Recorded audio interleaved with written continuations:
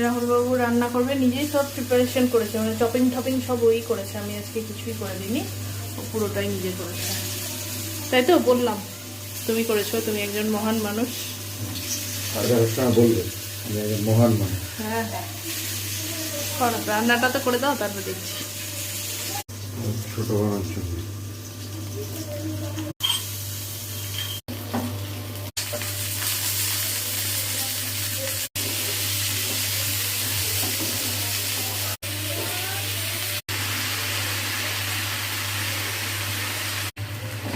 কিন্তু এটা কিন্তু home style, home style chilli. পনিরগুলোকে একটু ফ্রাই করে রেখেছিলে তো? নাইস।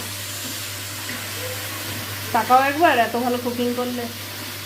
একটা লাইন আছে না, কেমন ভালো শেফ পেয়েছে বলো। শেফ তো পেয়েছি, বছরে একদিন হঠাৎ হঠাৎ রান্না, রোজ খাওয়ালে তবে না। যারা শেফ হয় না তাদের মাঝে মাঝে তাই ভালো, সবসময় শেফরা ওরকম দুমদাম রান্না করে। বুঝলাম, ভালো খাবার খেতে গেলে মাঝে মাঝে কি করে। আমিও শেফ একজন, মাঝে মাঝে রান্না করবো ভাবছি এবার। আমাকে বলো, ওই যে বললাম কথাটা, কেমন ভালো শেফ পেয়েছো বলো, তোমাকে বলা যাবে না। ফাইনাল লুকটা দেবো ভেবেছিলাম, কিন্তু খাওয়ার হুড়মুড়িতে না একদম ভুলে গেছি। যাই হোক, এই পরোটা আমি বানালাম, কলা আর এই যে রাহুলের যেটা বানালো। একটা ভালো হলো যে খাওয়ার রিভিউটা তোমরা পাবে, জাস্ট ফাটাফাটি হয়েছে, দারুণ দারুণ, সত্যি খুব ভালো হয়েছে।